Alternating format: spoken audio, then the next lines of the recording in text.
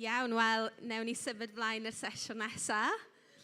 Mae mor dda bod yma gyda chi gyd a cyd-addoli bore yma. Mae dyn ni sesiwn gwahanol ar eich cyfer chi nawr. Gyda ni 3 person arbennig iawn yn siarad gyda ni bore yma. A dyn ni am wneud ar arddull bach yn wahanol. Dyn ni wedi gweud arddull TED Talk, yn syml iawn beth mae hwnna'n golygu yw cyflwyno syniad neu gweledigaeth am tua 10 munud. Felly'r her mae'r siaradwyr wedi cael yw cael 10 munud yr un i siarad ar bwnc arbennig. Felly, mae gyda ni gyntaf, bydd gyda ni Anna Mari Hughes. Anna'n gyfarwydd iawn i bobl Llanw. Anna, wrth gwrs, byddwch chi'n gwybod am gweinidogaeth gweddi Anna i gwaith i gyda Ffrwd Fyw dros y blynyddoedd. Felly mae Anna'n mynd i fod yn siarad am weddi. A wedyn mae gyda ni Cynan Ffrwd yn mynd i fod yn siarad am, cyfiawnder, rôl ni fel cymdogion da, beth yw i fod yn gymydog da ac i ofalu am y bobl o'n cwmpas a yn y byd hefyd, achos rôl Cynan gyda Ffrwd Cymru. A wedyn mae gyda ni Lydia Power. Lydia yn mynd i fod yn siarad am efengylu. A yn galwad ni gan yr Arglwydd Iesu i wneud disgyblion. Felly, 2 sgwrs ddifyr iawn ar eich cyfer chi. A wedyn, ar y diwedd fe gewn ni chydig bach o banel a cyfle i chi hefyd i ofyn cwestiynau ar sail be byddwch chi wedi i glywed. Felly, na i jyst gweddio nawr, a wedyn newn ni ddechrau arni. O Dduw Dad, ni'n diolch am y cyfle i ddod at ein gilydd, i dyfolu di, i gamol dy enw di, a rhoi'r clod y mawl a'r parch a'r bri i gyd i ti bore yma Arglwydd. Lly'n gofyn dy fendith di ar y sesiwn bore yma wrth i ni feddwl am y 3 maes yma sy'n mor ganolog i'n bywydau ni fel Cristnogion. Wnei di siarad trwy Anna, Lydia a Cynan bore yma.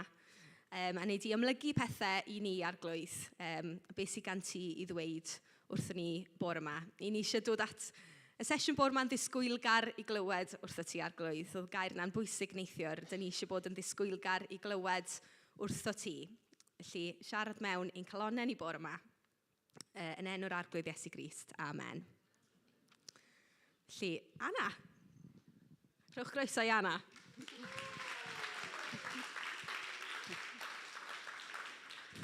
So, fy mhwnc i yw os fyse fi'n cael pint am pob tro mae rhywun yn deud dwi'n stryglo hefo gweddi, fyse gennau pres yn y banc. Mae hynny'n sicr. Dyn ni'n stryglo weithiau, dyn ni'n teimlo falle euogrwydd, achos dyn ni'n gwybod fel Cristnogion, dylen ni fod yn gweddio. Ond mae o'n anodd i ni'n dydy. A falle yn y bôn, dyn ni'n meddwl, ydy o wir yn gwneud gwahaniaeth? Mae yna lot o bethau i wneud. Ac actually, dwi'n rili brysur. Felly, mae'n well i fi jyst bwrw mlaen i weithio dros yr arglwydd. Ond dwi jyst eisiau rhoi challenge i chi bore yma i ail-feddwl am weddi. So, dwi ddim yn gymaint o rhywbeth dyn ni jyst yn wneud, dyn ni angen gweddio, ond perthynas dyn ni'n magu. Mae hwn mor arwyddocaol. Dyn ni wedi cael ein creu i fod mewn perthynas, yn dydyn? Dyna pam mae pobl yn priodi. Dyna pam dyn ni'n gwneud ffrindiau. Dyna pam dyn ni'n dod i Llanw. Dyna pam dyn ni'n ymuno â clybiau. Mae bywydau ni i gyd yn dangos fod ni wedi cael ein creu i fod mewn perthynas. Mae Duw mewn perthynas. Y tad, y mab a'r ysbryd glân, maen nhw'n cael cymdeithas. Ac yn Iesu, dyn ni'n cael y gwahoddiad i ddod i fewn i'r berthynas yma. So dwi jyst eisiau rhoi 3 fel tip i chi bore yma yn sydyn. Dwi'n edrych ar y cloc fa yma yn tician. 3 tip. Y peth cyntaf mewn perthynas yw mae rhaid i ni dod â'r holl berson i fewn, y person cyfan i fewn i berthynas. So meddyliwch am fel bywyd gweddi ni, os dyn ni jyst yn gofyn i Dduw am helpu anghenion sydd o'n cwmpas ni. Mae hwnna'n bwysig yn dydy, ond mae hwnna jyst yn rhan bach o berthynas. Neu os dyn ni'n galw ar Dduw mewn crisis, mae hynny'n iawn, mae hynny'n rhan o weddi, ond mae hwnna jyst yn rhan bach iawn o beth yw perthynas. Meddyliwch am berthynas, reit hefo person arall. Be dyn ni'n neud? Dyn ni'n rhannu falle y pethau dyn ni'n meddwl amdanyn nhw. Dyn ni'n trafod nhw. Dyn ni'n rhannu falle pan dyn ni'n teimlo'n drist neu'n hapus. Dyn ni'n rhannu'n emosiynau. Dyn ni'n rhannu'n breuddwydion hefo'n gilydd. Dyn ni'n rhannu profiadau. Dyn ni'n rhannu gymaint o bethau gwahanol gyda'n gilydd. A dyna beth yw perthynas. A dyna beth yw'r gwahoddiad i ni i gael perthynas gyda Duw. Ond mae'r perthynas yma mor wahanol i berthynas sydd gennym ni hefo'n gilydd yn y ffaith fod Duw byth yn mynd i troi gefn arno ni. So mae'n gweld pob peth. Dyn ni'n gallu rhannu unrhyw beth. A mae o'n gweld o, a mae o byth yn mynd i droi gefn arno ni. Wedyn, os ydych chi'n meddwl am, yn aml, dyn ni'n, falle mewn perthynas, mae'n gallu bod yn strained, mae'n gallu bod yn flinderus weithiau, falle teimlo fel baich. Ond ti'n gwybod be, yn y berthynas yma, dyn ni'n gallu dod, a mae o fel gorwedd lawr ar glaswellt, achos mae fe yn cymryd y baich oddi arno ni. Fod o'n mwynhau ein mawl ni, clywed ni, mae o'n cymryd y pwysau oddi arno ni. Mae'r berthynas yma yn amazing. Mae'n trawsnewid pob peth. A dyma beth yw bywyd gweddi. Bod ni'n siarad i Duw, a wedyn dyn ni'n clywed fe'n siarad hefo ni. So dyna'r peth cyntaf. Mae rhaid i ni ddod â'n holl berson i fewn i'r berthynas. Wedyn, yr ail beth. Dyn ni methu magu perthynas os nad ydyn ni'n rhoi unrhyw amser iddo fe. Mae hynna'n wir. Mae rai o'n chi yn y stafell yma, dwi'n nabod reit dda. A pam ydw i'n nabod chi'n dda? Achos dwi wedi gwario amser gyda chi. Mae rai o'n chi, dwi ddim wedi gwario lot o amser gyda chi, a felly does dim perthynas dym gyda ni. Mae o'n syml. Amser, mae angen rhoi amser. Nawr, dwi'n meddwl am hyn fel bwrdd bwyd. Lle mae Iesu'n eistedd wrth y bwrdd, ac mae yna bwyd ar y bwrdd, falle amser brecwast. A dyn ni'n gallu dod ag eistedd. Gallai jyst grabio darn o dos a cerdded allan, neu gallai eistedd i lawr. Mae lot well i'r corff dydy os dyn ni'n bita pan dyn ni'n eistedd i lawr. Neu yn hytrach na jyst mynd bita on the run. Dio ddim yn iach i ni, a mae'r un fath hefo gwario amser. Gallen ni ddod fel amser brecwast ac eistedd hefo fo. Ond wedyn, beth sy'n digwydd wedyn, cwpl oriau wedyn, dyn ni angen bita eto. Yr un peth, dyn ni angen bita i'r corff. Dyn ni'n gallu gwario amser hefo fo, siarad, sgwrsio. A mae fe'n siarad i ni. Ond dyn ni methu clywed be mae'n deud os dyn ni jyst yn grabio bwyd a rhedeg allan. Dyn ni ddim yn gallu clywed be mae o'n mynd i ddeud wrtho ni. Ond mae'r gymdeithas yma mor felys. Mae'n rhoi nerth i ni, ond mae rhaid rhoi amser iddo fo. Y trydydd peth, i ddod fel plant. Yn aml, dyn ni'n gorfod esgus dydyn bod ni'n gwybod be ni'n neud. Mae'n lot o sefyllfaoedd, a dyn ni ddim rili'n gwybod be dyn ni'n neud. Ond yn y lle yma, dyn ni ddim angen gwybod be dyn ni'n neud. Dyn ni jyst yn gallu dod yn syml fel plant. Mae'n lle saff, mae'n lle i ni ddysgu. Mae gennym ni gymaint i ddysgu. Ond mae yna rhywbeth am ein agwedd ni am ddod fel plant. Ac, ti'n modd, dwi wedi bod yn gweddio am dros 20 mlynedd fydd Duw yn symud yn ein gwlad ni. A dwi'n gwybod bod rhai ohonoch chi yn y stafell yma wedi bod yn gweddio'n hirach. A mae yna rai sydd wedi mynd i'r gogoniant yn dod sydd wedi bod yn gweddio fydd Duw yn symud yn ein gwlad ni unwaith eto. Ond be hoffwn i ddeud wrthoch chi bore yma yw, dwi'n teimlo fod pethau wedi newid yn ysbrydol. So dyma argyhoeddiad fi dwi'n rhannu hefo chi. Right? So dwi ddim yn deud bod fi'n iawn, ond mae'r argyhoeddiad yma yna fi bod ni mewn nid just tymor newydd, ond mae yna era newydd wedi cychwyn yn ein gwlad ni. A dwi'n teimlo fod yr ysbryd yn symud, yn rymus ac yn bwerus. A dwi wedi bod yn gofyn i Dduw be dyn ni angen gwybod am y cyfnod yma. A dyma be mae wedi bod yn deud wrtho fi. Tyrd i fy adnabod i, a mae yna wahoddiad yma i chi. Rhowch amser iddo fo. Mae'n cymryd amser i ddod i nabod o. Os mae Duw yn symud, os dyn ni mewn era newydd, dyn ni angen adnabod yn agos, cerdded yn agos hefo'n Duw ni. Dyn ni angen rhoi amser i magu'r berthynas. A dyn ni hefyd angen dod fel plant. Achos pan dyn ni mewn era newydd, mae o'n mynd i fod yn wahanol i unrhyw beth dyn ni wedi gwybod cyn hyn. Dwi jyst yn meddwl am fel Noah. Duw yn deud wrth Noah i adeiladu'r arch. Pam oedd yn adeiladu'r arch? Achos oedd Duw yn gwybod be oedd yn dod. Oedd pobl yn meddwl fod o bach yn nuts. Achos oedd e'n strategy odd iawn. Ond oedd o wedi clywed Duw.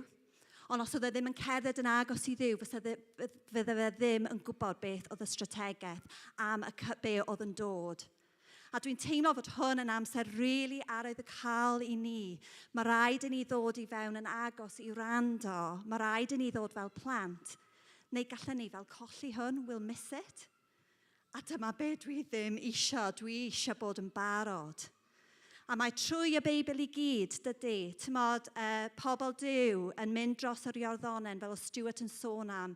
Neithiwr, beth oedd y strategy? Cerddech rownd Jericho. Dyma oedd y strategy. Oedd o ddim fel reit, dyn ni'n mynd i ymladd, dyn ni'n mynd i wneud hyn. Oedd o'n crazy yn doedd.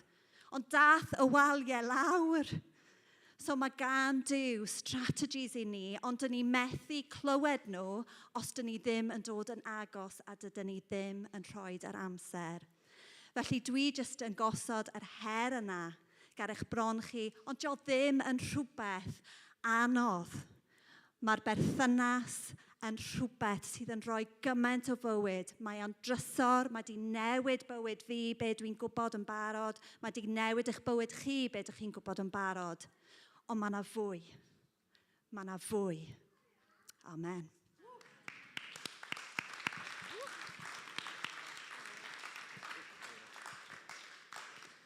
Anhygoel, diolch yn fawr iawn, Anna, am hynna. Gewn ni gyfle i drafod bach yn bellach ar ôl y siaradwyr eraill.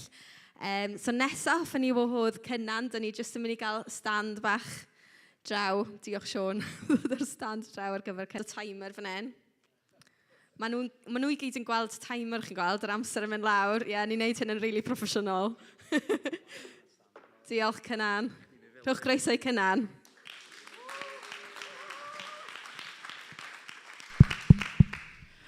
Dwi'n aelod o'r Wal Goch. Tybed faint ohonoch chi sy'n aelodau o'r Wal Goch?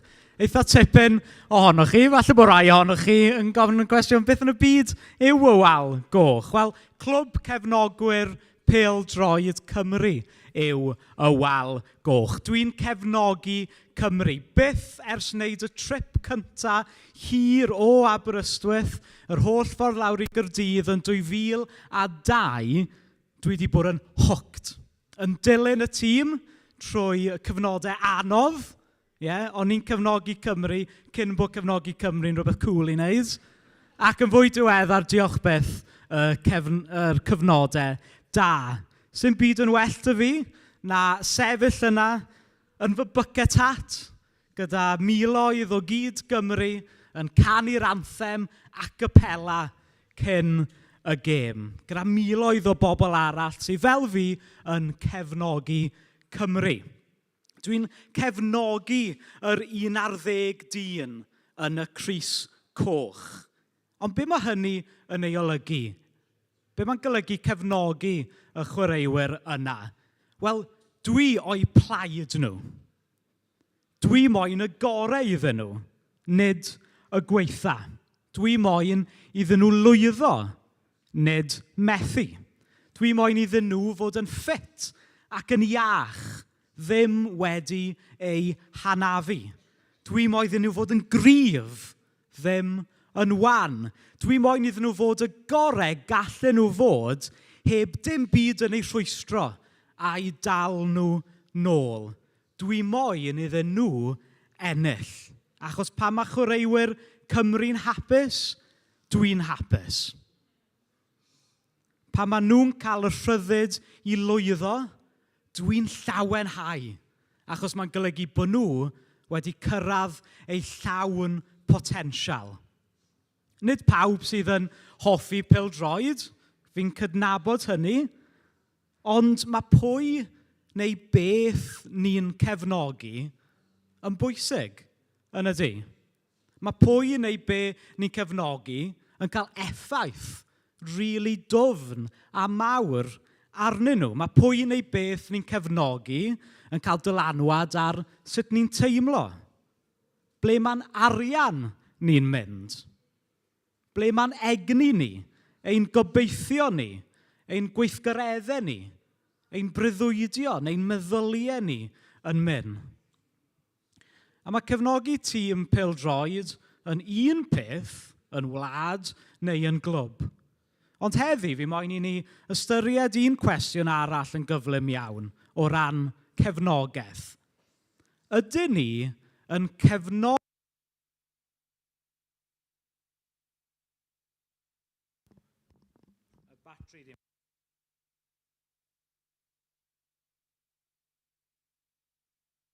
Fi moyn i ni ystyried y cwestiwn, ydyn ni'n cefnogi y cyfoethoca neu ydyn ni yn cefnogi y tlota? Mae'n gwestiwn mawr, ydyn ni'n cefnogi y cyfoethoca neu ydyn ni yn cefnogi y tlota? Achos mae'r ateb yn bwysig iawn ac yn cael effaith anferth ar rai o gymunedau tlotaf y byd. Ydyn ni'n cefnogi pobl tlotaf y byd? Neu ydyn ni yn cefnogi y cyfoethoca? A yw'r ffordd ni'n byw, y ffordd ni'n meddwl, y ffordd ni'n gweddio, lle ni'n gwario arian ni yn cefnogi'r tlota neu'r cyfoethoca?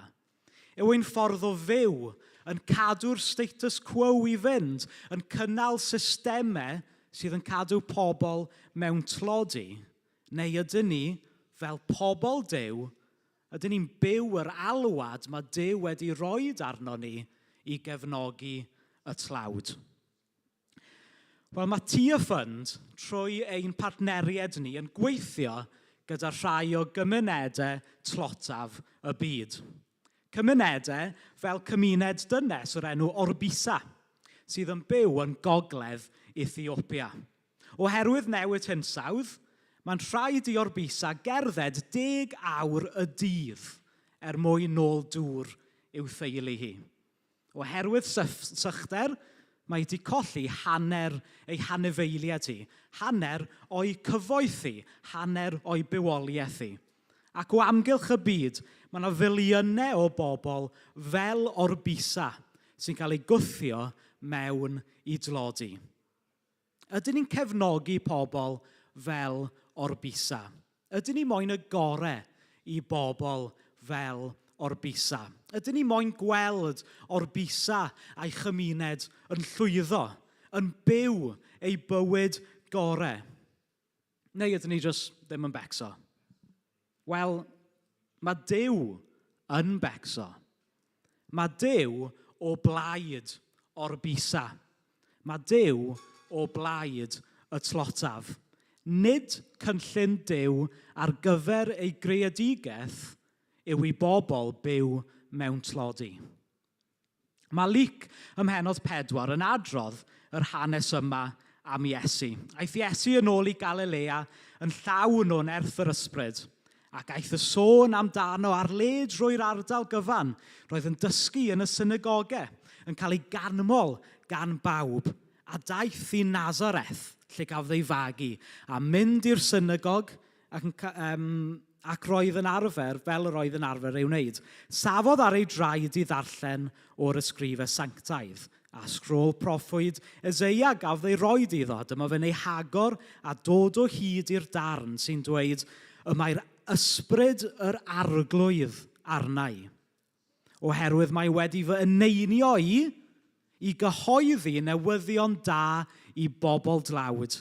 Wedi fy anfon i gyhoeddi fod y rhai sy'n gaeth i cael rhyddid, y pobl sy'n ddall i cael ei golwg yn ôl, a'r rhai sy'n cael ei camdrin i ddianc o afael y gormeswr. A dweud hefyd fod flwyddyn yr arglwydd ddangos ei ffafr wedi dod.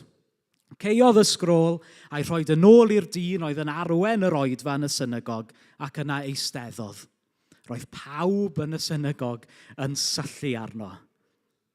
Gallwch chi ddweud mai y darn yma yn Luc 4 yw arfais Iesu Grist. Hwn yw ei manifesto fe. Mae'n gwybod pwy neu beth mae Iesu yn ei cefnogi, pwy neu be mae Iesu o blaid.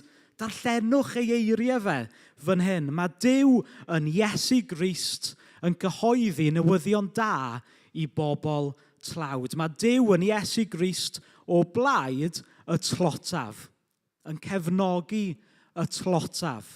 Nid y cyfoethocaf, nid y mwyaf pwerus, nid y mwyaf dylanwadol, ond y tlotaf.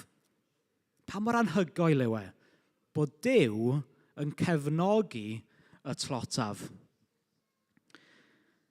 Arfais neu slogan neu manifesto hyd yn oed ein tîm cenedlaethol ni yw gorau chwarae, cyd chwarae.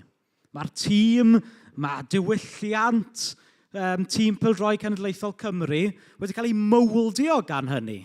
Gorau chwarae, cyd chwarae. Dychmygwch fyd ble nad yw o'r bisa a miliynau o bobl fel hi yn byw mewn tlodi. Dychmygwch fyd ble mae pobl yn rhydd o dlodi. Dychmygwch fyd sydd o blaid y tlotaf. Dyna bwriad Duw ar gyfer ei greadigaeth. Lle mae'r byd gyfan, os liciwch chi, yn gorau chwarae, cyd chwarae. Dychmygwch y byd yna. Ar wefr, ni'n cael bod yn rhan o'r gwaith yna. Ni wedi cael ein galw i dod â'r freuddwyd yna yn reality. Nid fel aelodau o rhyw wal goch ddychmygol, ond o deyrnas, o deulu byw, o gig a gwaed, sydd o blaid, sydd yn cefnogi, sydd am weld ein brodyr a'n chwiorydd ni yn byw bywyd, a bywyd yn ei holl gyflawnder. Gorau chwarae, cyd chwarae.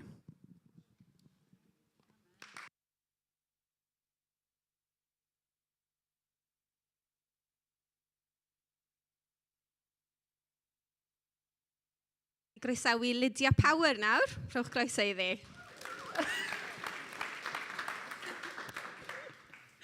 Diolch i ti, paid y gwasgu go to nawr. Just aros funud. Mae'n real fraint i bod yma gyda chi heddi i sôn am efengylu. Felly, efengylu, beth yw e? Rannu y newyddion da am Iesu gyda pobl arall. A mae fe newyddion da, nag we? O'n i'n dwlu, actually, o di meilir fan hyn. Na, meis. O'n i'n dwlu beth ranodd e bore yma am y ffaith bod mae Duw yn caru bobl. Ac mae beth mae Duw eisiau caru bobl trwyddo ni. Efengylu, really, mae fe'n derbyn cariad Duw, cariad mor anhygoel. Derbyn gadael llifo trwyddo ni, a gorlifo trwyddo ni dros y pobl o'n gwmpas ni. Dyna efengylu, i rannu cariad Duw gyda pobl arall. Mae'r Beibl yn eitha clir bod i ni gyd yn llys gynhadon yr arglwydd yn cael y cyfrifoldeb yma, y dyletswydd o mwy nag unrhyw beth, y fraint i gallu rannu y neges yma gyda pobl arall. So mae pob un o chi fan hyn, i ni gyd yn llys gynhadon yr arglwydd. Sneb yn un yn rhy ifanc, sneb yn un yn rhy hen, mae Duw eisiau defnyddio pob un o ni. Amen? Amen. Rhaid, heddi fi moyn rannu 4 allwedd mae Duw wedi dysgu fi ar hyd y taith ma o Efengyli. Yr un gyntaf, mae Anna wedi sôn am barod, yw gweddio. Yn gyntaf, gweddio, gofyn yr arglwydd am pobl falle penodol bod chi'n nabod sy'n angen yr arglwydd, neu gofyn yn gyffredinol am cyfleon i rannu amdano'r arglwydd. Os y'n ni'n bwriadol am rannu ein ffydd, mae Duw yn ateb i'n gweddïau ni a mae fe'n rhoi y cyfleon i ni. Yr ail pwynt ydy gwrando. Gwrando ar Dduw a gwrando ar bobl. Fel wedodd Anna eto, mae Duw yn siarad yn ni, nag yw e? Ac yn sôn am Efengyli, fi wedi dysgu, eich bod ambell waith chi'n mynd o gwmpas y peth beth bynnag ti'n neud yn ystod y dydd, dim fysi, mae rhywun yn dod i meddwl chi. Falle rhywun chi heb gweld am spel, neu unrhyw un yn dyfywyd. Fi wedi dysgu i ddim anwybyddu hwnna. Mae hwnna'n gwrando ar Dduw, bod mae Duw yn siarad.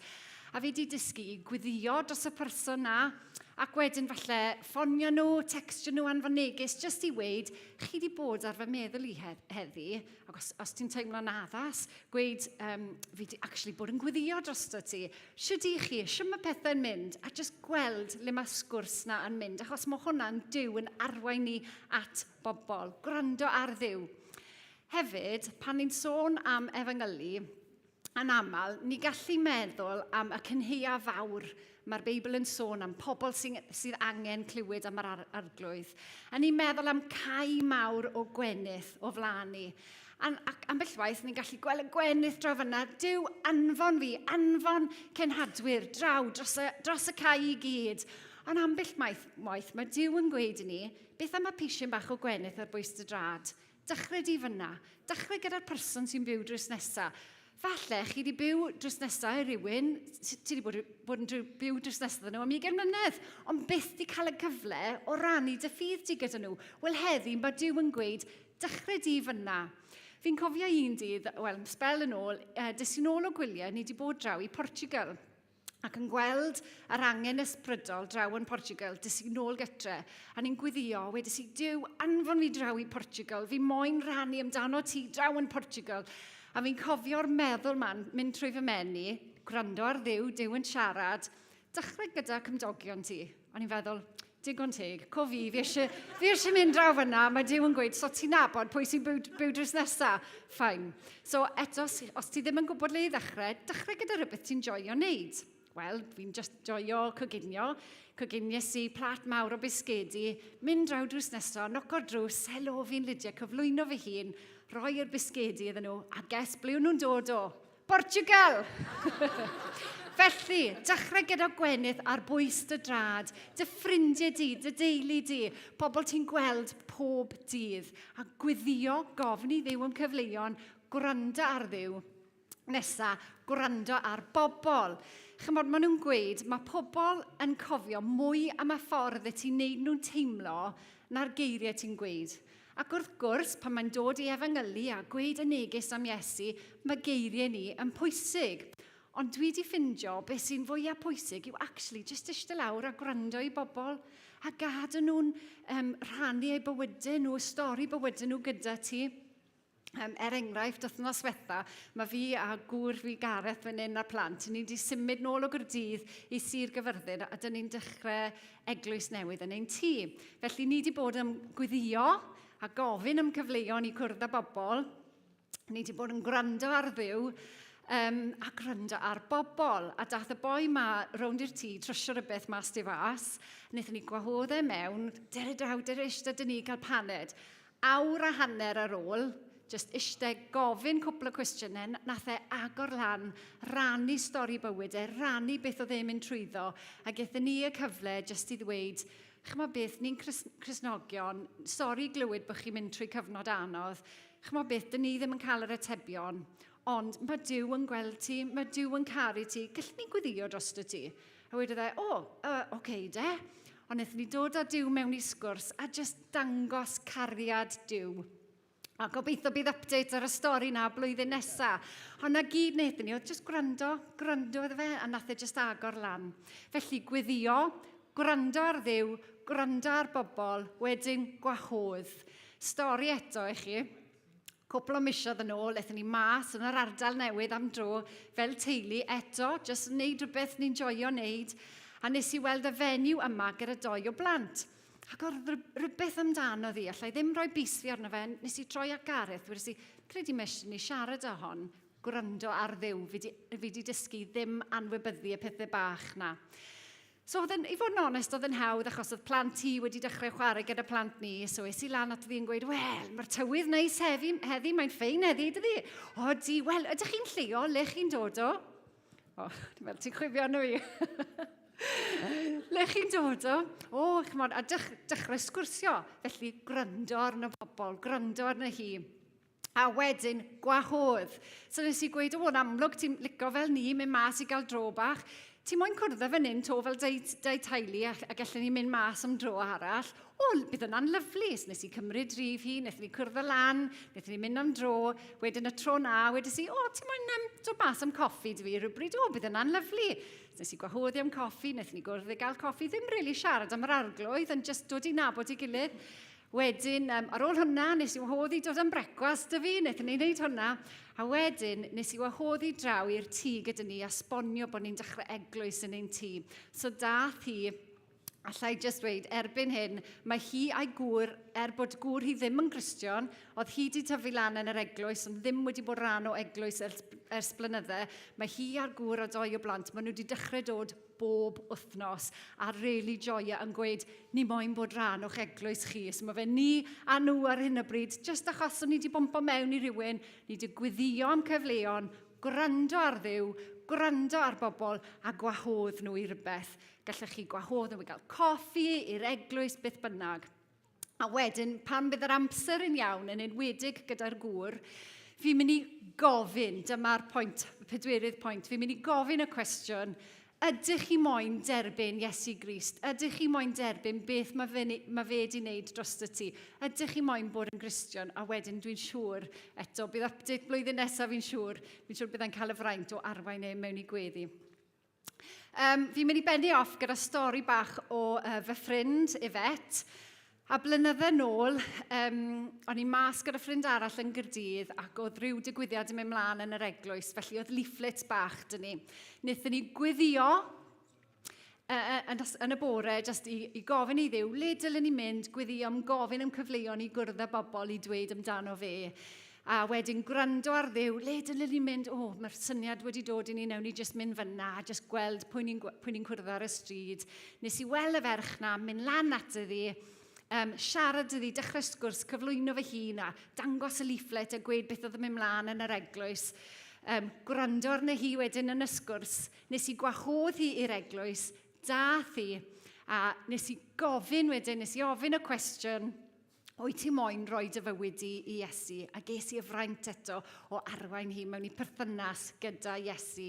Dros y flwyddyn nesaf, nes i disgyblu hi, cwrdd y land hi yn aml, a nath hi rannu ei ffydd hi wedyn gyda mam hi nôl yn y Philippines. Nath mam hi dod yn Gristion yn ystod y flwyddyn na. Nath chwaer hi dod yn Gristion. Nath y chwaer arall a sboner hi dod yn Gristion. Nath sboner ei mam hi dod yn Gristion achos oedd y mam a'r sboner yn byw gyda'n gilydd. A nawr oedd y ddoi nhw'n Cristnogion. Wnaethon nhw priodi a dath e'n llystad iddi hi. A nath sawl aelod arall y teulu dod yn Cristnogion fyd. A dwi jyst yn meddwl, waw, achos hefyd, actually, nes i angofio, nath Duw galw llystad hi wedyn i fod yn cynhadwr yn yr ardaloedd Muslimaidd yn y Philippines. A fi'n edrych ar stori, waw, Duw, ti'n môr anhygoel, ti di trawsffurfio bywyd rhywun, ti di trawsffurfio teulu rhywun, a ti di dechrau trawsffurfio cenedl rhywun. A chymod na gyd nes i, oedd y camau syml na, gweddio, gofyn am cyfleon yn gyffredinol, gwrando ar Dduw, gwrando ar bobl, gwahodd, a pan oedd yr amser iawn, gofyn y cwestiwn, wyt ti moyn rhoi dy fywyd i Iesu? Heddi, wir, mae Duw yn gweud i ni gyd fan hyn, ni gyd yn llys genhadon yr arglwydd. Mae galwad ffres arno pob un o ni heddi i gweud amdano fe, i ffrindiau ni, teulu ni, cymdogion ni. Felly y challenge heddi yw, Pwy ydych chi'n mynd i dechrau gweddio dros? Pwy ych chi'n mynd i dechrau bod yn bwriadol am rannu dy ffydd di gyda? A ble ydych chi'n mynd i wahodd nhw? Cofio, gweddio, gwrando ar Dduw, gwrando ar bobl, gwahodd, a wedyn pan bydd yr amser yn iawn, gofyn y cwestiwn, wyt ti moyn rhoi dy fywyd di i Iesu? Diolch. O, ti'n gallu cadw hynna, Lydia? Ti'n gallu cadw hynna? O, ffantastig. Diolch yn fawr, Lydia. Diolch i'r tri ohonoch chi am eich gweledigaeth a am eich insights mewn i'r tri maes yna. Nawr te, chi wedi bod yn gwrando yn dda iawn, ond fi eisiau chi wneud rhywbeth nawr. Fi eisiau 5 munud bach nawr i chi droi at y person, 1 neu 2 person sy'n o'ch cwmpas chi, a sôn am rhywbeth sydd wedi sefyll allan i chi am beth oedd Anna, Cynan a Lydia wedi gweud. Os rhywbeth wedi taro chi bore yma, os rhywbeth wedi wneud i chi feddwl am rhywbeth yn eich bywyd chi neu yn eich eglwys chi, nôl adre.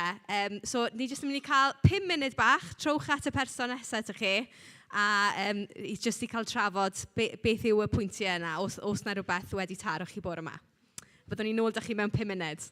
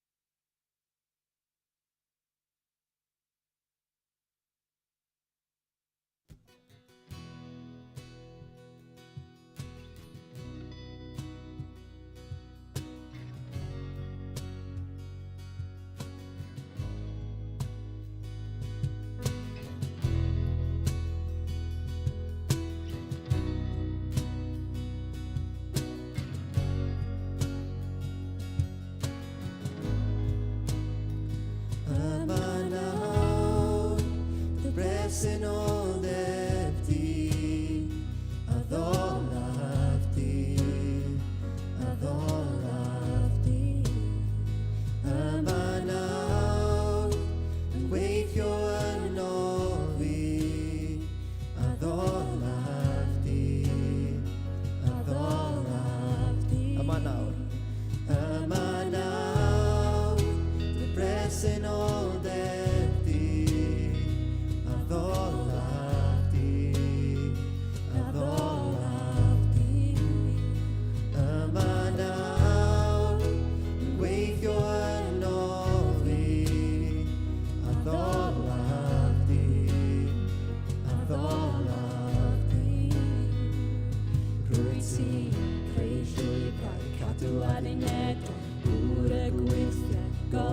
Sgyrsiau fynyw, dyna pwy wyt ti.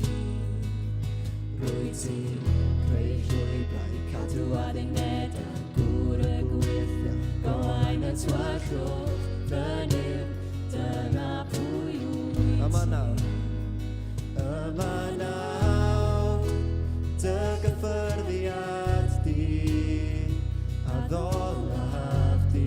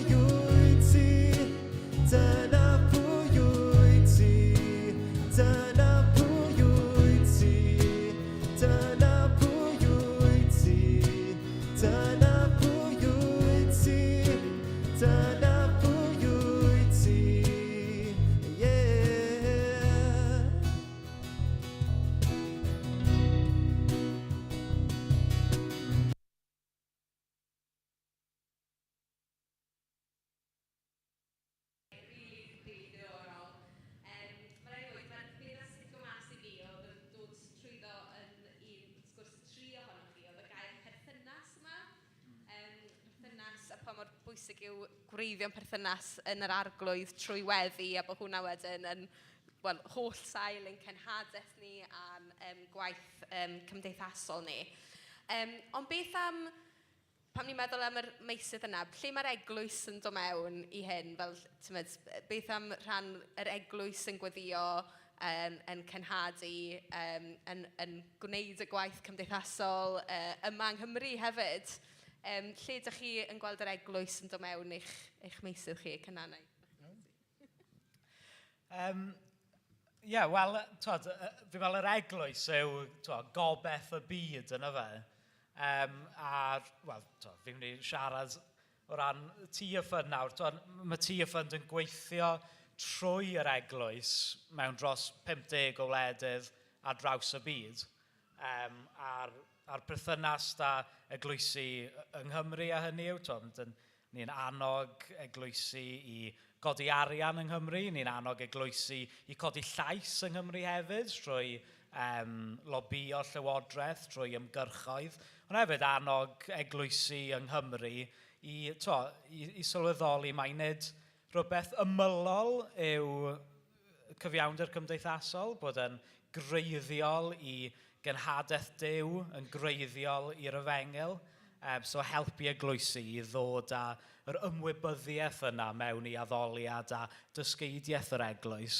Ond o ran y gwledydd lle ni'n gweithio, ni'n gweithio trwy'r eglwys lleol, arfogi yr eglwys lleol i trawsnewid cymunedau nhw, trwy estyn allan, trwy cynnal prosiectau, pob fath o prosiectau, a just dangos yn ymarferol beth yw ei garu cymydog. So ni'n gallu gwneud hynny cymdogion rhyngwladol, trwy codi arian fan hyn ac arfogi yr eglwys lleol yn Malawi, yn Ethiopia, yn y Philippines, yn Colombia, i estyn allan i'w cymunedau nhw a gweld cyfiawnder ar waith. Anna, pa arweiniad ti'n wedi eglwysu rhoi i bobl o ran gweddi? Wel, dwi'n meddwl mae'n dod lawr i berthynas eto, yn dydy. Dyn ni'n cael perthynas hefo Duw, ond mae hwnna'n gweithio allan yn perthynas gyda'n gilydd. A dwi'n meddwl weithiau dyn ni'n neud pethau mor ffurfiol, dydyn, bod ni'n dod i gwrdd gweddi, mae'n rhywbeth dyn ni'n neud. Ond un o'r pethau dwi'n really passionate amdano yw bod ni yn cael coffi hefo ffrind, rhywun yn rhannu rhywbeth, newn ni jyst weddio am hwnna rwan. Gallen ni jyst, dio ddim yn gorfod bod yn hir, nag yn am oriau, ond bod o jyst yn rhan o'n bywydau ni, bod ni yn rhannu gyda'n gilydd, achos dyn ni'n gallu bod yn preifat iawn. Ac dyn ni'n deall hynny, mae'n cymryd amser yn dydy, ond mae'n bwysig bod ni'n rhannu hefo'n gilydd. Dio ddim jyst yn y maes fel ffurfiol, ond bod ni'n rhannu gyda'n gilydd, gweddio gyda'n gilydd, a creu cymuned, achos mae hwnna'n adlewyrchu ein perthynas ni gyda Duw, a mae hwnna'n creu cymuned wedyn i bobl eraill dod i fewn iddo fo mewn ffordd naturiol. Gwych. O'n i'n meddwl bod gair Stuart Neithwr mor amserol i ni enwedig. Fi'n meddwl gyda Covid, mae lot o Cristnogion falle'n teimlo bod wedi colli hyder, neu siarad yn bersonol colli disgwylgarwch, ti'n gwybod, yn yr arglwydd, ond sut bydde ti'n ymateb i hynna, Lydia? Wel, i ddechrau off, dwi'n meddwl gyda'r eglwys, ni ydy'r eglwys, a bobl yw'r eglwys, dim yr arweinwyr. So mae rhaid ni edrych o gwmpas gyda ffrindiau ni yn yr eglwys. Ac mae'r adnod yn dod i meddwl fi, spur one another on to love and good deeds. A pan mae'n dod i cynhadaeth, mae rhaid i ni annog ein gilydd a cadw annog ein gilydd yn aml. A mae bobl ni'n bwriadol, bod yn bwriadol amdano i trio cyrraedd mwyn rannu ein ffydd gyda.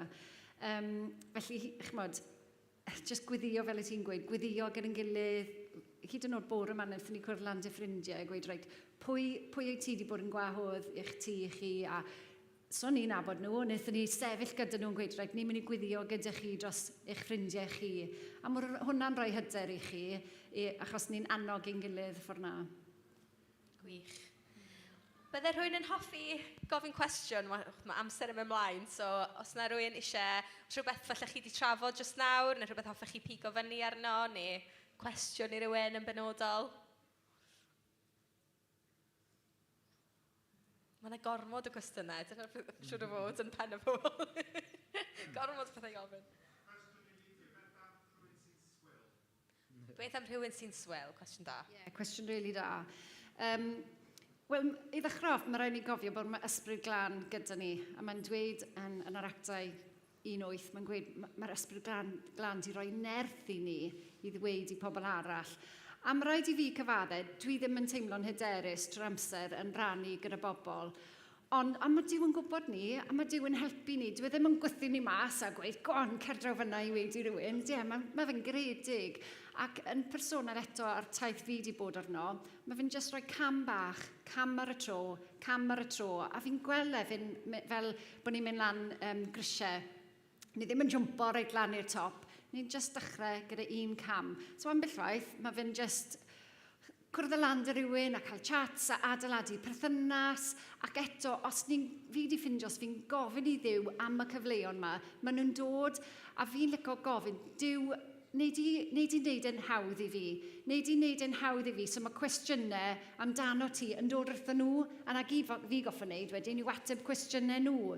So, mae Dyw yn helpu ni, ni'n gallu gweithio trwy y ffordd ni'n teimlo, a just cam ar y tro, a bydd yr ysbryd glân yn arwain ni. Hefyd, ambell waith, os fi ddim yn teimlo'n hyderus, neu dim lot o amser dy fi, fi yn defnyddio rein. Mae rein yn tracts bach sy'n rannu yr efengl. Mae'r tract ma yn Gymraeg hefyd.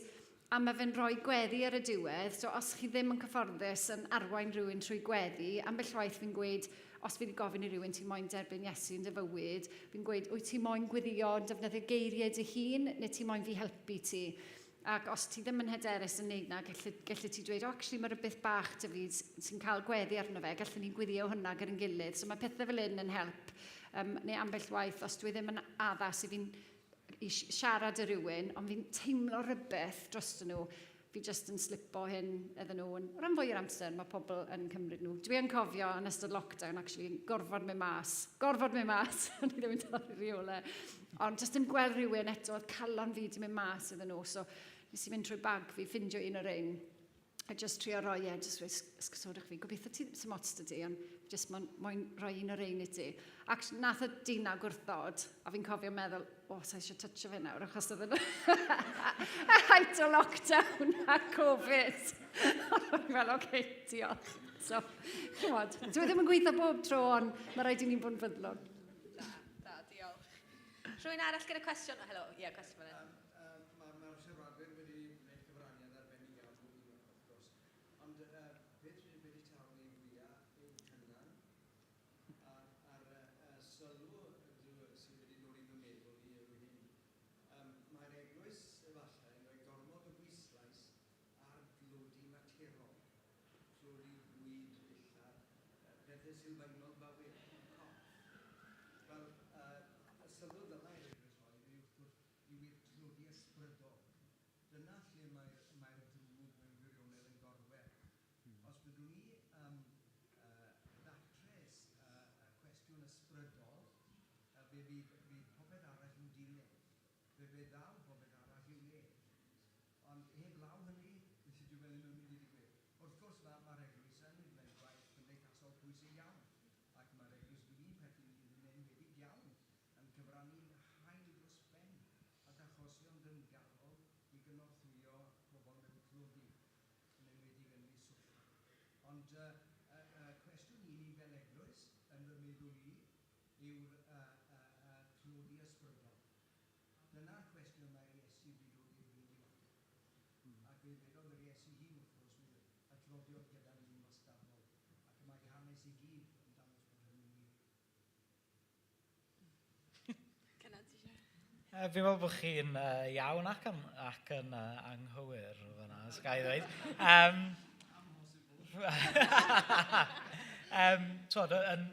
Dwi'n meddwl bod chi...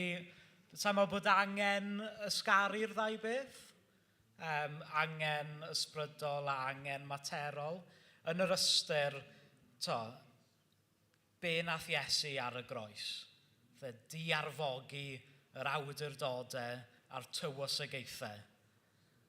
Be mae hynny'n o'i olygu? Mae'n olygu sawl peth. Ond i fi, un o'r pethau mae hynny yn ei olygu yw bod croes Iesu Grist yn gwneud systemau gwleidyddol, systemau cymdeithasol, systemau materol ei ddydd a'n dydd ni. Mae'n ei nhw yn ffwlbri llwyr bod cariad radical Iesu ar y groes yn wfftio holl systemau'n byd ni. Popeth mae'r byd ni'n dweud sydd yn iawn, mae'r groes yn gweud, na, mae yna ffordd arall i fod. A mae'r groes ydy yn delio gyda'n pechodau ni, ond hefyd mae'r groes yn dangos mae yna ffordd arall o fyw yn bosib. Mae'r groes yn dangos bod yna gariad radical, bod yna dduw byw yn bodoli wedi marw drosto ni, a mae ffordd yn neud ffwlineb llwyr a be mae'r llywodraethau, be mae brandiau mawr y byd, be mae Pepsi a Coca-Cola yn dweud sydd dylsyn ni fyw. Mae un oed y groes yn neud ffwl ohonyn nhw hefyd. Gobeithio bod hwnna'n ei chydig o synwyr. Lyfli. Fi yn really sori, ond mae'r gwaith plant ag ati'n dod i ben, felly fi eisiau rhyddhau rhieni sydd angen mynd i ôl yr plant, gan gynnwys fi fy hun. Ond mae Lydia, Anna ac Yna'n mynd i fod yma o gwmpas gweddill y diwrnod. So os ydych chi eisiau cael sgwrs gyda nhw, fi'n siŵr bod nhw'n hapus iawn i siarad â chi. Ond mwynhewch lawr wrth y castell. So da ni'n cyfarfod nesaf lawr wrth y castell, wrth ymyl y parc i gael picnic gyda'n gilydd. Diolch yn fawr iawn. Diolch yn fawr.